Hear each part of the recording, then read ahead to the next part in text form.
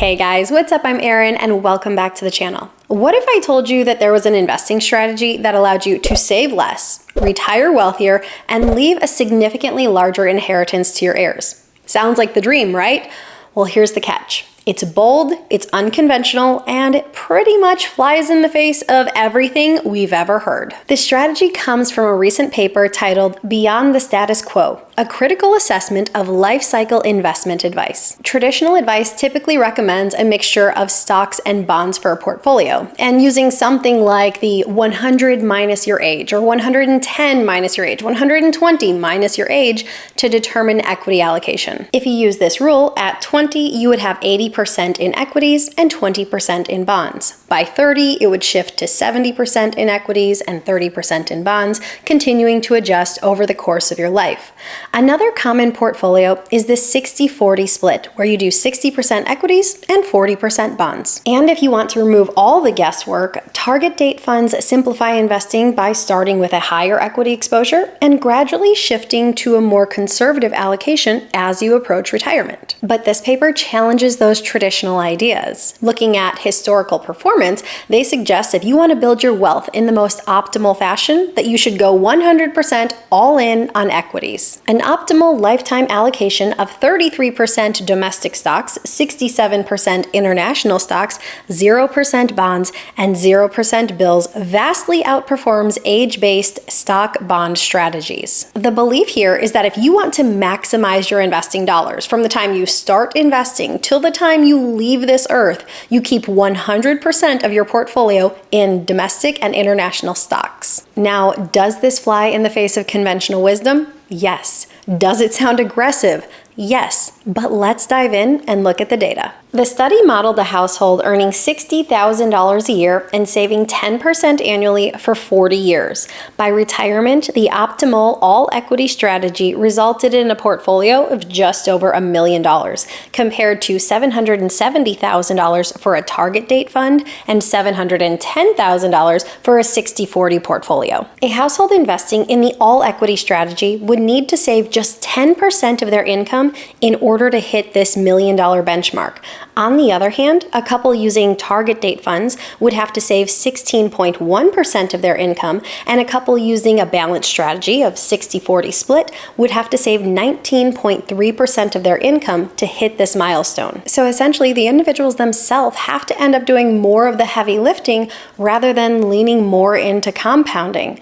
And if they were to follow this path of investing 10% of their income, the exact same dollar amount over the exact same time horizon, if you use the optimal all equity strategy, you end up with a portfolio that's about 40% larger. That's pretty significant. So what does that mean for your retirement years? The study authors use the 4% rule as a withdrawal strategy in retirement, where you withdraw 4% of the portfolio's balance in your first year of retirement, adjusting on an annual basis from there for inflation.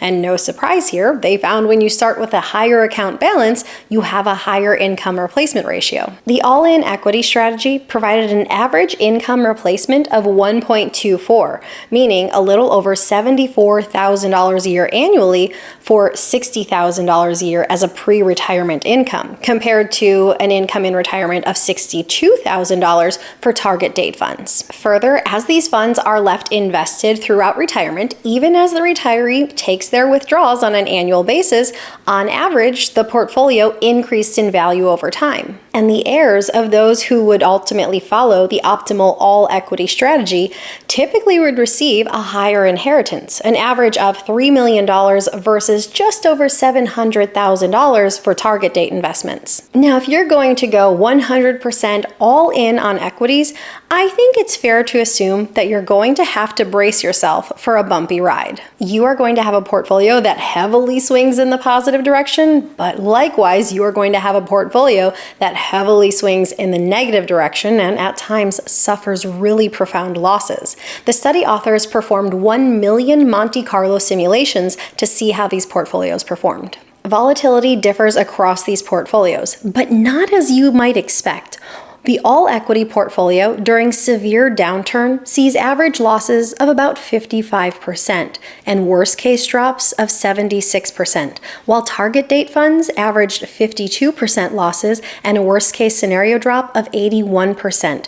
Even the 60-40 portfolio, often seen as safer, faces a 54% average loss during downturns and a 92% worst-case scenario loss. This highlights a crucial point. Even portfolios that include bonds like target date funds and 60-40 split portfolios aren't immune to dramatic declines in extreme market conditions. A natural question that might come is, will a portfolio like this that's so heavily invested in equities last throughout the duration of a retirement? The authors argue that this type of portfolio only has a 7% risk of depletion when you follow the 4% rule.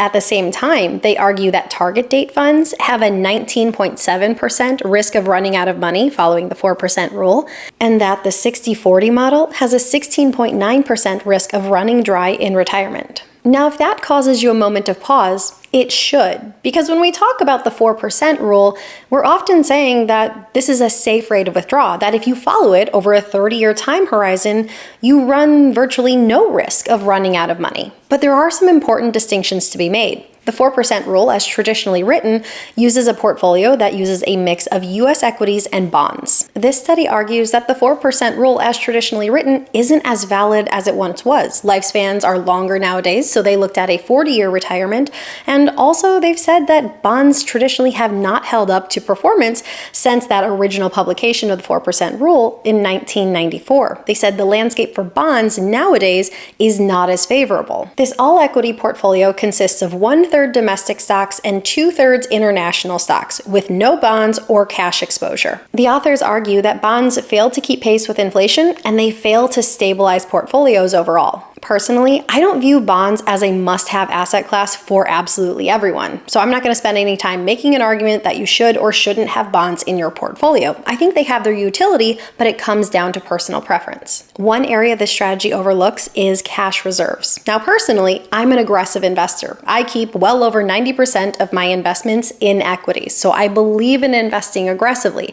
However, I also believe that everyone at all stages of life should have access to cash reserves. And ideally, it would be 3 to 12 months worth of cash for your expenses at the ready. And you could keep this in a high yield savings account or CDs or a money market fund.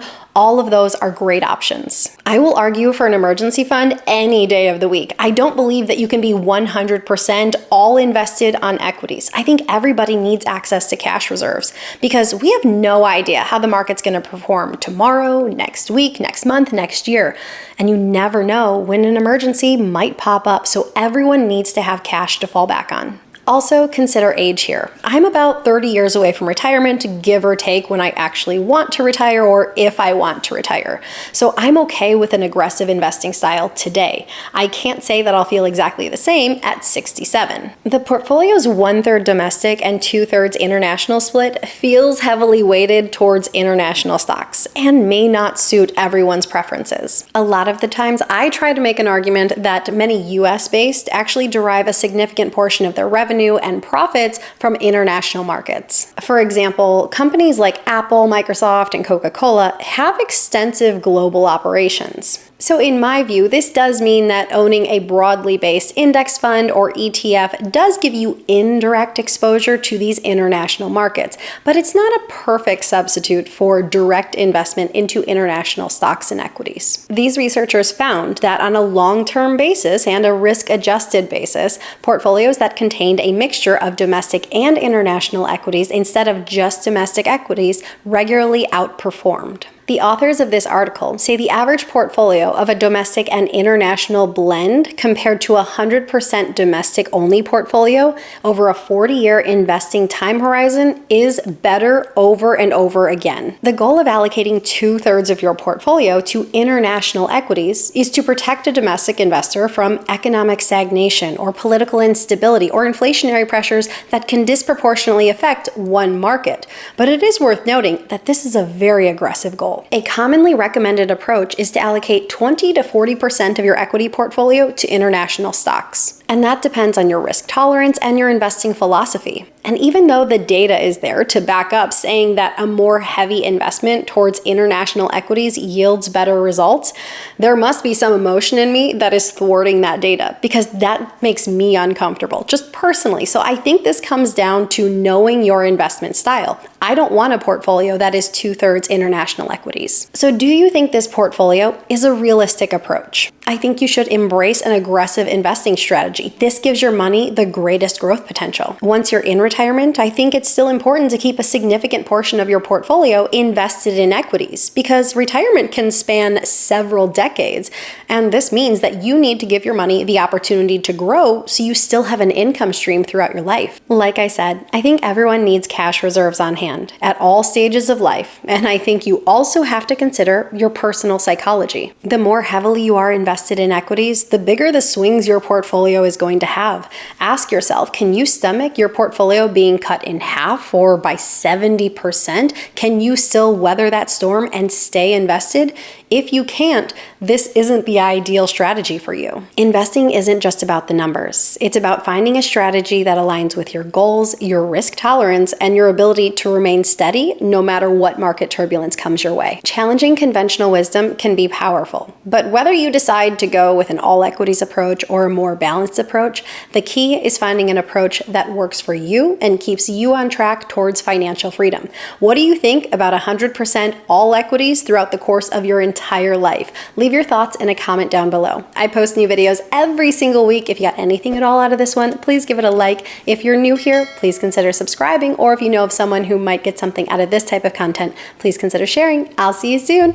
Bye. I almost fell off my stool when I sat down.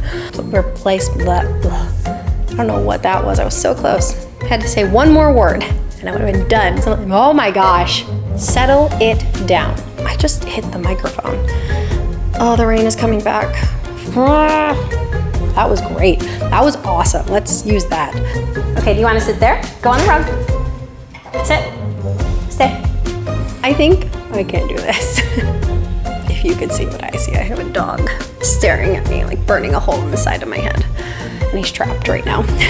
Piece it together. That's good enough.